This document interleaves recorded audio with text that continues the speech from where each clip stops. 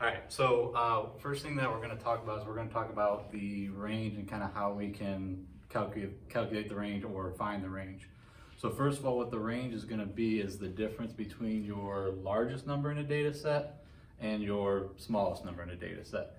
So we're going to take a look here at some of the ones that have 6 numbers in our data set. So if I look at this one here, I have 2, 3, 4, 4, 5, and 9.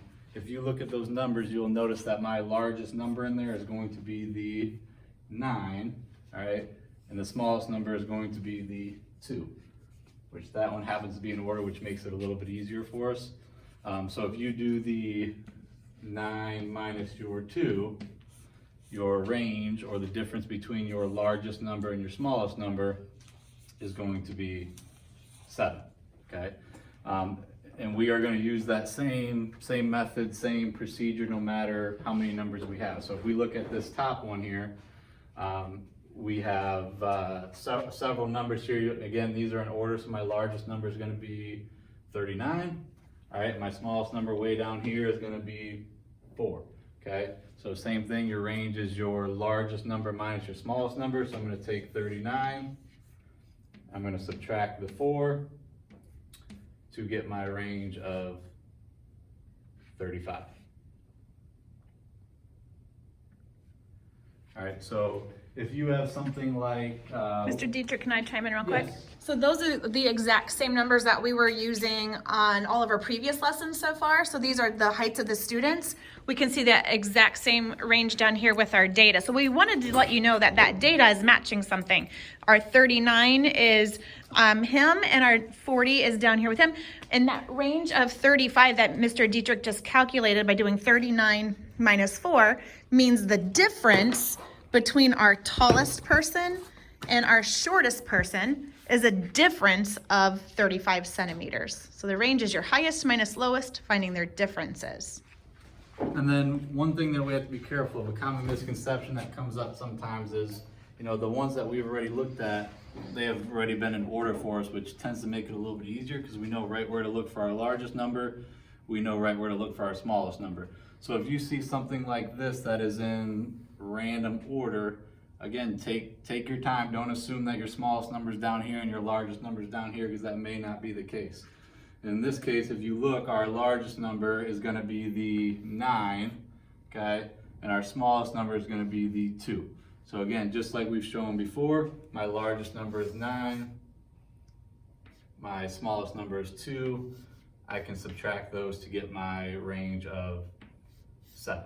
Okay, so make sure that you are not just assuming where your smallest and largest numbers are, because they can be in different order depending on how the numbers are already set up for us. Okay, so we're going to take a look at a few that you're going to see in your IXL. All right, so the type of questions that you're going to see is the question is straightforward. So what is the range, and then they're going to give you a set of numbers.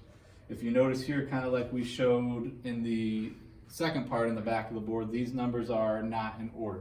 All right, so you have to kind of look through. If I look through those numbers, I can see that my largest number is going to be, looks like 95 here, and my smallest number is going to be 91.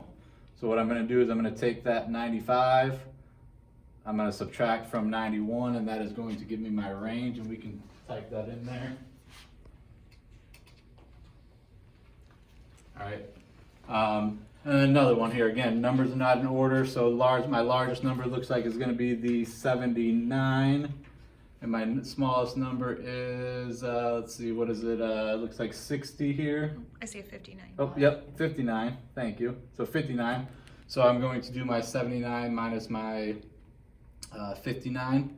All right, which is going to give you your answer of 20, which would give you your range. Let's skip some levels, Mrs. Hardesty, to see if we can make those any harder. Can you click it with your mouse?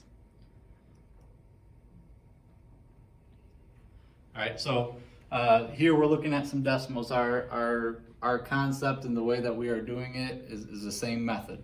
All right, but in this case, we are all in the tenths place value, and my largest number is going to be 0.8. All right, so you're gonna take that 0.8, which is my largest value, and you're gonna subtract it from your smallest value of 0.2, looks like is our smallest values there.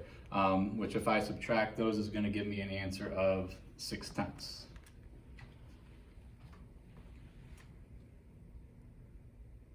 Should we see another? Yeah, let's jump one more level, see if it See gets what any. it gives us. The challenge zone.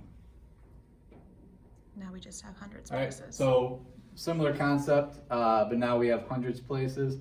And these ones you gotta be careful because there's a lot of numbers there. It's easy to miss the largest number. So let's see, I see a 6 and 84. You guys see anything larger than that? I think you're right at the 6.84. Yep, 6. If you want to write on the smartboard, go right ahead. It was working.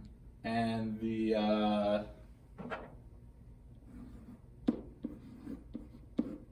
and my smallest number looks like we're seeing a 3.59 or 3 and 59 hundredths.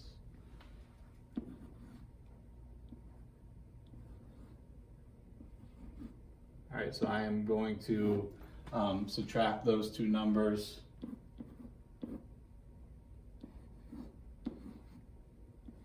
Mrs. Lynn's gonna check my math.